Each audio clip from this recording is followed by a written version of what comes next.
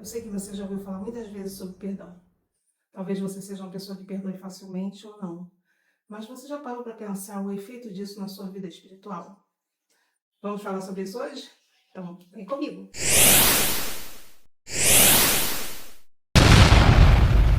Olá, eu sou a pastora Kátia Alencar. Se crescimento espiritual usando a Bíblia como resposta te interessa, você já pode se inscrever no canal e pode também curtir, compartilhar e comentar, caso deseje. Quando nós lemos a Bíblia, nós vemos que logo após o Pai Nosso, Jesus fala que se nós não perdoarmos os pecados, nós não seremos perdoados. E a impressão que nos dá quando nós ouvimos isso é que Deus está barganhando o perdão.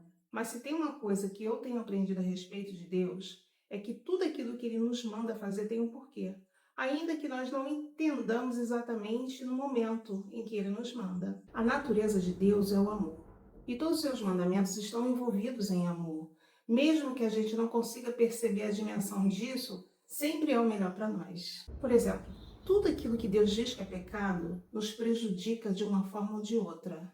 Você já parou para pensar que o seu pecado não atinge Deus? Estudos comprovam que a falta de perdão pode desencadear doenças emocionais e físicas, como depressão, doenças musculares, hipertensão e até câncer.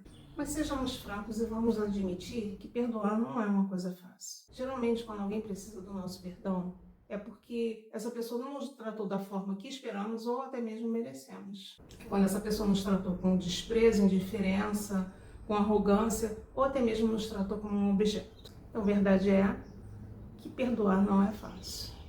Então, eu gostaria de dar para você hoje algumas ideias práticas para que você possa exercer o seu perdão. Primeiro passo: reconheça para Deus o seu ressentimento e peça a Ele para te ajudar nesse processo. O Salmo 57:2 diz assim: clamarei ao Deus Altíssimo, ao Deus que por mim tudo executa. Existem situações em nossas vidas que ficam impregnadas no nosso cérebro como um loop infinito, ou como diziam os antigos, como um disco arranhado. Naturalmente eu estou me referindo aos discos de vinil. O que acontecia muitas vezes é que o disco arranhava e a agulha ela não conseguia prosseguir, aí ficava pulando a agulha e ficava repetidamente tocando a mesma faixa, o mesmo trecho da música. Da mesma forma acontece às vezes na nossa vida com algumas situações. Existem situações em que o nosso cérebro não consegue se libertar. Então, quando acontecia isso no disco, o que precisava ser feito? Alguém empurrar a agulha e para que pudesse dar sequência na música tocada. Da mesma forma, é o que Deus pode fazer na nossa vida quando existe alguma situação que a gente não consegue se livrar. Pense em Deus como aquela pessoa que empurra a agulha para que o disco continue tocando. E mais do que fazer isso, Deus é capaz de restaurar o disco de vinil. É assim com a nossa vida. Deus é capaz de nos restaurar as nossas emoções. Existe em Deus uma provisão para todas as áreas de nossa vida, inclusive para a área das emoções. No momento que você reconhece a Deus o seu ressentimento, você está trazendo para a luz, está dando a Deus a possibilidade de consertar. Segundo passo: tente entender o que levou determinada pessoa a fazer determinada coisa. Às vezes, uma pesquisa mais apurada acerca do passado e da infância da pessoa nos faz entender muitas coisas. Procure ter em mente a seguinte verdade: pessoas feridas ferem. Muitas vezes esse é um processo inconsciente. A pessoa age no automático, reproduzindo aquilo que ela sempre viveu. Em Lucas 6:31 diz assim: como quereis que os homens vos façam, fazei vós também. Ou seja, tente se colocar no lugar do outro. Terceiro passo: lembre-se que você também muitas vezes magoa outras pessoas e nem percebe. Quantas vezes falamos sem sentir, agimos sem pensar, levados pelos nossos conceitos e preconceitos? Quantas vezes, quando retemos o perdão, a gente esquece que a gente também fere? Muitas vezes a gente age como se nunca tivesse ferido alguém, e não é verdade. A gente fere também. E é justamente aqui que entra o versículo que diz: se nós não perdoarmos, nós não seremos perdoados. Existe aqui a necessidade de auto-reconhecimento.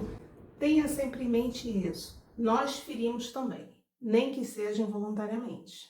Quarto passo: toda vez que você lembrar da ofensa, substitua o pensamento por qualidades que a pessoa tem. Não existe ninguém que não tenha qualidades. Todos nós temos qualidades e defeitos. Então, faça esse exercício. Substitua o defeito pela qualidade.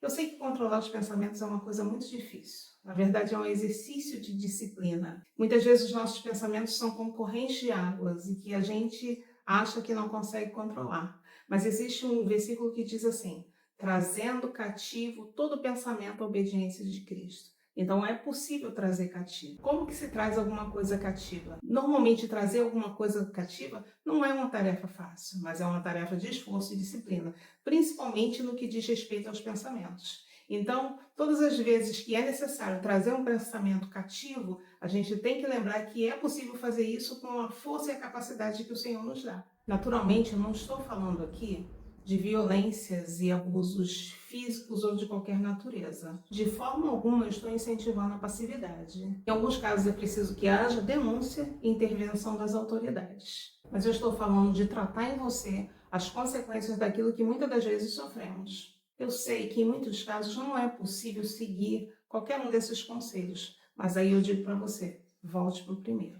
Reconheça para Deus e peça a Ele para te ajudar. Talvez você até ache que Deus está distante e indiferente, mas eu afirmo para você que à medida que você se aproximar dele, ele vai se aproximar de você. E por fim eu digo para você, medita nisso. Tchau, fica com Deus, até a próxima.